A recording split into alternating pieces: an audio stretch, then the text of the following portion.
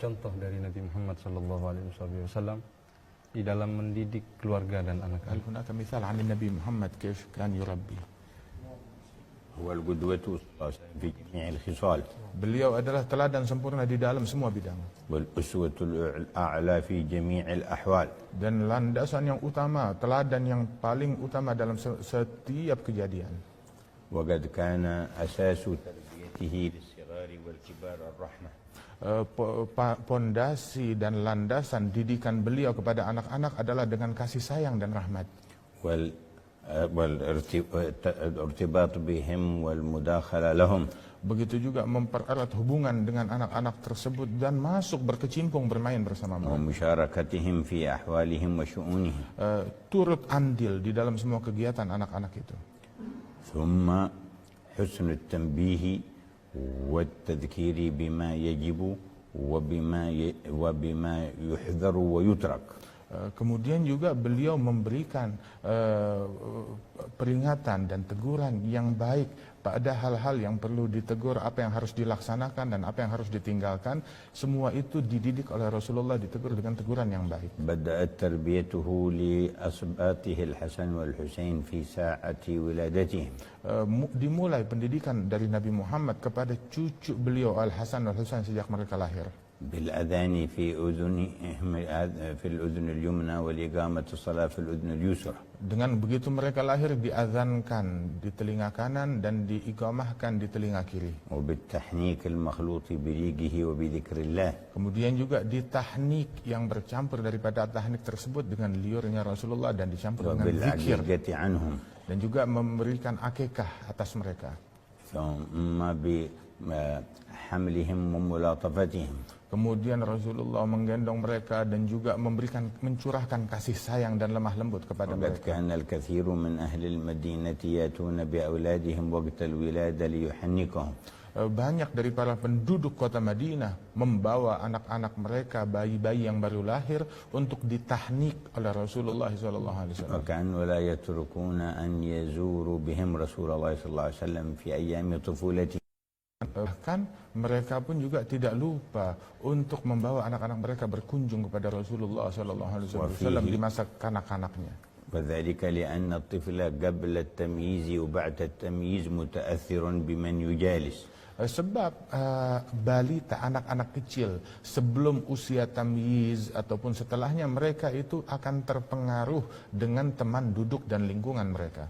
وقد كان يضعهم على حجره الكريم. Dahulu Rasulullah memangku keduanya itu di pangkuannya. حتى منهم من بال على حجره. Di antara anak-anak yang pernah dipangku oleh Rasulullah bahkan yang mengompol di pangkuan Nabi Muhammad. كان كثيرا ما ينظم المسابقة وشيء مما يشتغل به الأطفال للحسن والحسين. Bahkan juga Rasulullah turut mengelola perlombaan yang dilaksanakan oleh anak-anak tersebut, bahkan antara Al-Hasan dan Al-Husain. وقد يتولى إطعامهم وتلقيمهم بيده. Bahkan Rasulullah tidak segan untuk menyuapi mereka dengan tangannya sendiri. ولما تناول الحسن يوما تمرة من تمر الصدقة انتزعها من وسط فمه وقال كخ كخ أما تدري أن لا نأكل الصدقة.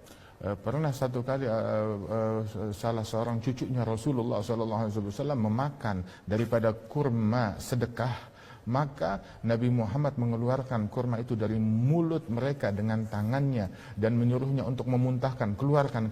Tahukah engkau sesungguhnya kami para ahlul bait, kami tidak makan daripada uang sedekah. ومع عظيم ملاطفته ورحمته لم يأذن له بتجاوز الحد في تمرة صغيرة. Artinya bersama kelembutan dan kasih sayang Rasulullah SAW, beliau tetap tegas dan tidak mengizinkan anak-anak yang beliau kasihi itu melewati batas mengambil sesuatu yang bukan haknya, walaupun itu hanya sebutir kurma. ولم يقل هذا صغير لا يعرف بعد. Tidak berucap, oh ini masih kecil, masih belum faham, jadi biarkan saja. Tidak. ونتركه والتمرة. Kita biarkan dia makan sebutir kurma saja. ونأتي بتمرة غير هذا الصدقة. Nanti kita bawakan kurma yang lain sebagai gantinya. لكنه رباهم على الورع وعلى الطهر. Tapi itu tidak dilakukan oleh Rasulullah. Beliau mendidik keluarganya atas keberhati-hatian yang tinggi daripada hal yang syubhat dan yang haram dan di dalam kesucian. في هذا إقامة الميزان في التربية. Ini adalah mendirikan pendidikan yang seimbang di dalam mendidik. وكثيرا ما أخرجهم معه إلى المسجد في أوقات الصلوات وغيرها. Dan seringkali Rasulullah membawa anak-anaknya, cucunya ini ke masjid di dalam waktu salat.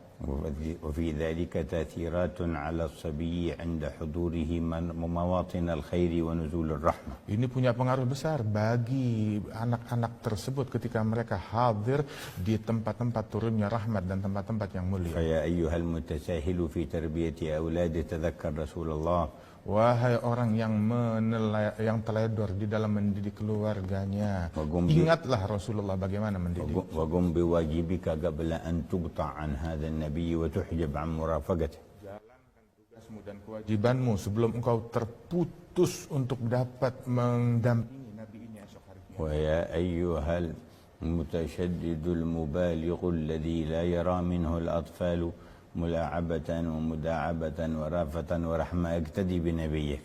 Wahai orang-orang yang terlalu keras di dalam mendidik sehingga keluarga dan anak-anaknya tidak menyaksikan dari dirinya kasih sayang dan rahmat dan hanya menyaksikan kekasaran saja, teladanilah nabimu bagaimana bersikap terhadap kanak-kanak dan keluarga. يا من يتعذر بالأشغال ثم لا تجد أسرته ولا أولاد منه أوقاتا تتراوح أرواحهم بما جعل الله من حكمة الأسرة في تركيبة بني آدم. Wahai orang-orang yang memberikan alasan-alasan semu kepada dirinya bahwasanya dia sibuk dengan pekerjaan dan lain sebagainya dan tidak punya waktu untuk mencurahkan perhatian, didikan dan kasih sayang kepada anak-anaknya.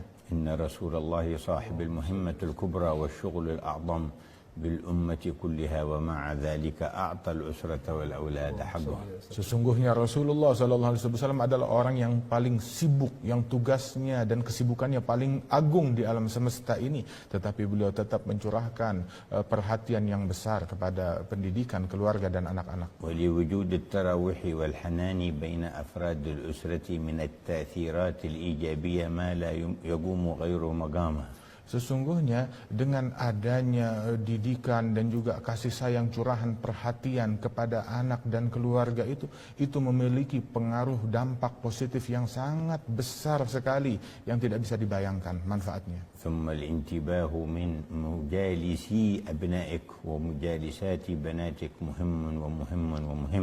Dan engkau memiliki tugas besar bagaimana memperhatikan teman duduk dan lingkungan dari anak laki-laki dan anak perempuanmu, bersama siapa mereka duduk, bersama siapa mereka berkawan, siapa yang mendampingi mereka. Ini adalah hal yang sangat penting. Sebab tabiat watak itu mencuri, mengambil dari watak yang menjadi teman duduk. Sesungguhnya setiap orang yang berkawan dengan orang yang bejat, dia maka akan tenggelam dalam pergaulan bebas.